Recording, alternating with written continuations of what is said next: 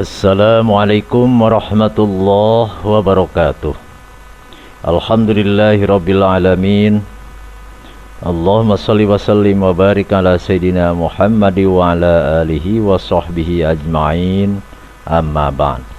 Saudaraku, mitra dengar kaum muslimin wal muslimat dimanapun berada yang dimuliakan Allah, semoga kita di sore hari ini diberikan kebahagiaan yang terutama kali menjelang berbuka puasa, sebagaimana janji Allah di dalam hadis qudsi, bagi orang yang berpuasa mendapatkan dua kebahagiaan duniawi di saat kita berbuka puasa di bulan Ramadan, kebahagiaan ukhrawi di saat kita berjumpa dengan Rob, dengan Tuhan, dengan Allah subhanahu wa ta'ala di surga. Amin ya rabbal alamin. Dan semoga kita selalu mendapatkan karunia kesehatan jasmani dan rohani kita, sehingga kita bisa melaksanakan selalu amaliyah di bulan Ramadan ini. Saudaraku, mitra dengar kaum muslimin rahimakumullah, Rasulullah sallallahu alaihi wasallam membagi bulan Ramadan itu menjadi 3 bagian. Sepertiga yang pertama adalah tanggal 1 dan sampai tanggal 10 Ramadan, masa yaitu turunnya rahmat atau kasih sayang Allah subhanahu wa ta'ala. Kalau istilah sepak bola itu biasanya banyak, ini adalah babak penyisihan. Pesertanya banyak sekali, seluruh kesebelasan ikut berlaga di medan juang untuk memperebutkan piala. Maksudnya pasaran puasa masih ramai di awal Ramadan, 10 hari Ramadan.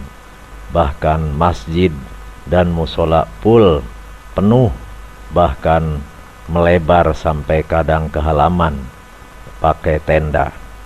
Saudaraku, mitra dengar kaum muslimin, sesudah itu memasuki putaran berikutnya atau yang kedua, yaitu sepertiga Ramadan yang kedua, yang merupakan masa maghfirah, ampunan Allah, atau masa turunnya ampunan Allah, layaknya sebuah turnamen.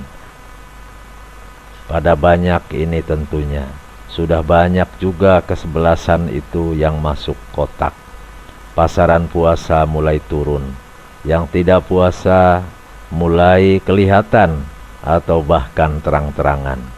Tadarus mulai sayup-sayup, dan berjamaah sholat taraweh mulai ada kemajuan, dalam arti sopnya maju ke depan.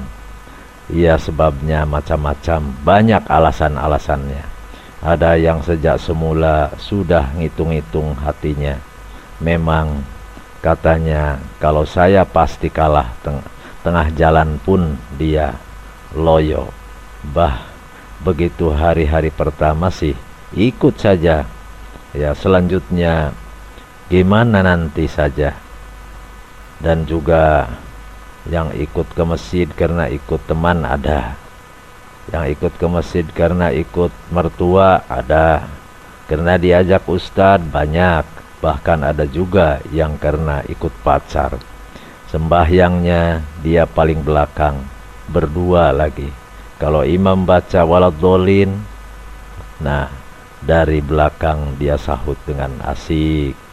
Yang seperti inilah yang jelas tidak akan tahan lama. Begitu masuk babak keduanya, sudah pasti tersisihkan, alias ia tidak bakal ikut lagi ke babak selanjutnya. Putaran terakhir, yaitu sejak tanggal 20 akhir Ramadan atau 10 hari akhir Ramadan, adalah masa itkum minan nar, pembebasan dari api neraka.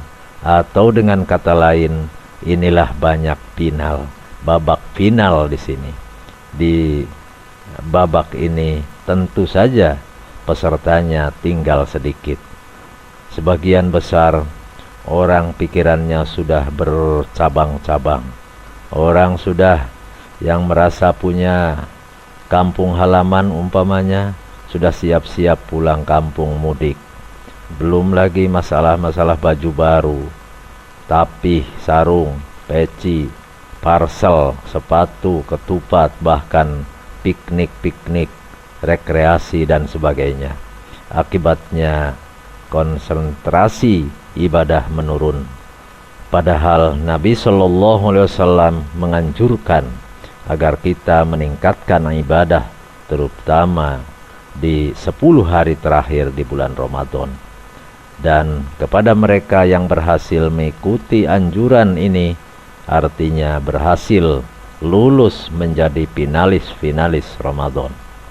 Allah berkenan memberikan piagam tidak kepalang tanggung, di mana dalam piagam itu tertulis dengan nyata di dalam sebuah hadis, "Ghufira lahu ma taqaddama min dzambih." Rawahu Muslim. Diampuni seluruh dosanya yang telah lalu. Mereka inilah yang akan keluar dari Ramadan dan masuk ke 1 Syawal nanti seperti bayi yang baru dilahirkan. Mereka inilah yang punya alasan untuk merayakan hari raya Idul Fitri, kembali kepada fitrah. Dan merekalah pula yang punya argumen dan kepantasan untuk mengucapkan minal aidin wal faizin. Semoga kita pun termasuk ke dalam golongan kelompok minal aidin wal faizin, yaitu orang-orang yang kembali suci dan beruntung. Saudaraku, mitra dengar kaum muslimin yang budiman, sebab ibadah puasa itu ibadah yang independen, dalam arti ibadah yang terbebas daripada dorongan aspek di luar diri pelakunya. Kalau kita sholat bisa dilihat orang, sehingga timbul sugesti untuk rajin sholat.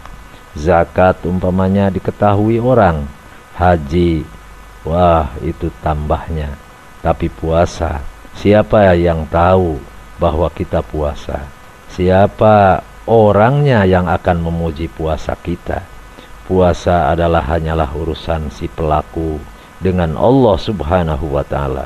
Oleh karena itu, dasar puasa adalah keyakinan, karena yang disuruh dan yang dipanggil adalah orang yang beriman.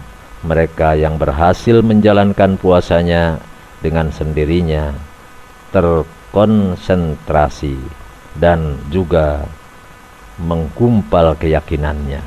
Saudaraku, mitra dengar kaum muslimin, demikianlah puasa yang benar adalah yang mengantarkan pelakunya menjadi orang yang bertakwa.